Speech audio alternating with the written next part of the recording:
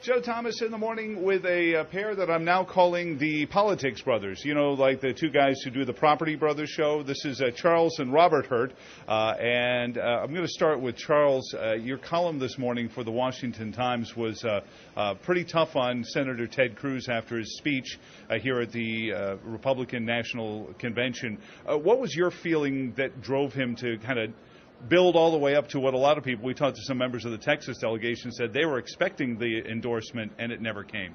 Yeah, my thing, obviously, Ted Cruz throughout this career, this entire campaign has done what is, at every turn, done what is best for Ted Cruz. And so obviously he went in thinking that, you know, he could somehow take the spotlight here and use it to sort of corral all of the people who are either never Trumpers or people who are just sort of uncomfortable with Trump. But I think he really overplayed his hand. I think it backfired on him because so many of the people that have been either never Trumpers in the past or people who are not sure about him are starting to warm up to him.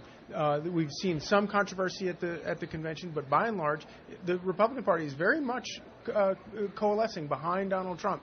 And so I think that gambit last night, you know, Donald Trump, he knew that he wasn't going to endorse him at least a couple of hours beforehand. He allowed him to go out there and gave him the floor time anyway, allowed him to go out there and do it. And then, of course, you saw where, as he was wrapping up the speech, and people started getting upset, like, wait a minute, there's no endorsement here, and the crowd. And I don't know if this came through on TV, but if you were in the hall, you could hear people standing up, and not just the New York delegation, as Cruz tried to sort of play it off like, oh, well, I appreciate the enthusiasm from the New York delegation. It was people all around, and they were yelling and booing.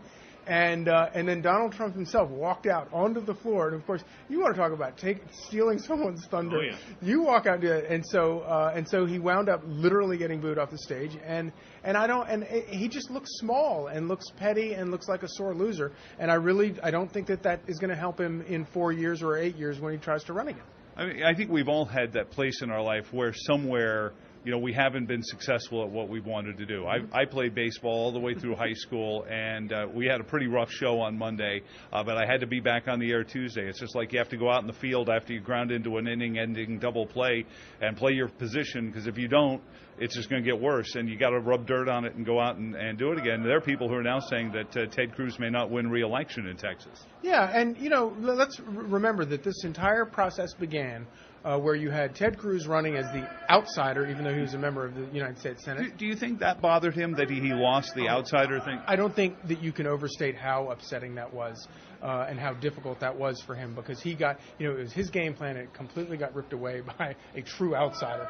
But at the beginning of the whole process, you had him running as the outsider, you had Jeb Bush as the sort of anointed one, and you have this interloper come in, and they make Donald Trump take the pledge to support whoever the eventual nominee is. And then we're realizing now, well, that didn't make sense. We should have made all these other cats take the pledge. And for him to do that now, and the thin reed of an excuse that he uses for saying that he doesn't that he doesn't need to adhere to the pledge is that, well, Donald Trump threatened not to heed the pledge. It doesn't matter. He stuck with it. He won. He won fairly.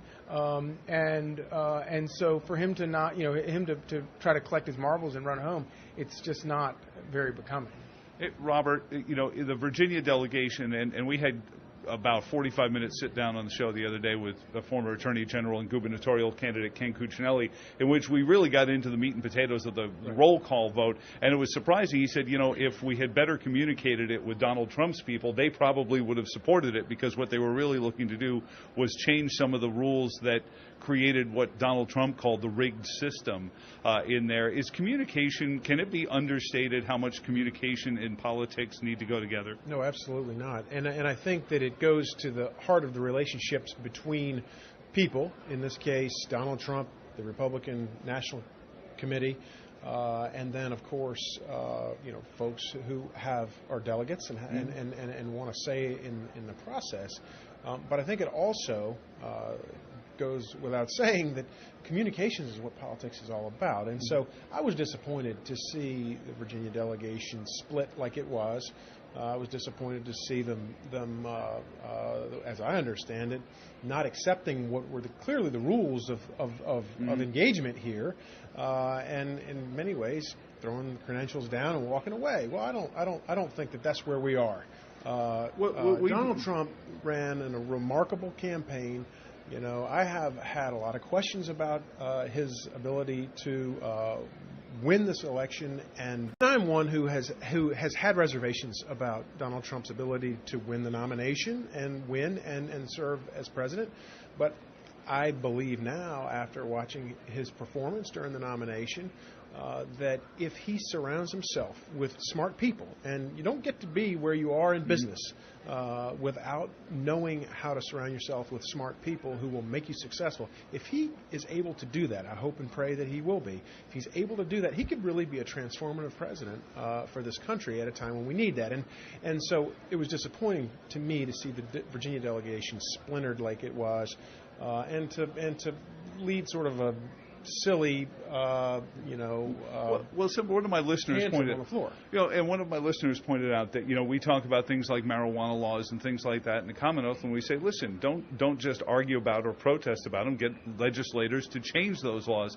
And I guess Ken addressed that. He said that there was a movement that anything Morton Blackwell wanted, they were going to vote against. He could have voted for free ribs for everybody, and they would have said no to it.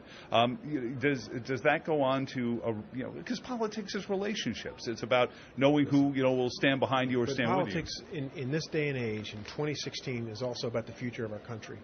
And we have two choices. It's Donald Trump or Hillary Clinton. It's 4 more years of perhaps a transformative leadership that will make America great again, or it is 4 more years of Obama. His last 8 years, and that's unacceptable. And for anybody who cares about their children and their futures, you should be terrified at the prospect of another 4 years of Barack Obama. We're going to come right back with the Politics Brothers on Joe Thomas in the Morning next.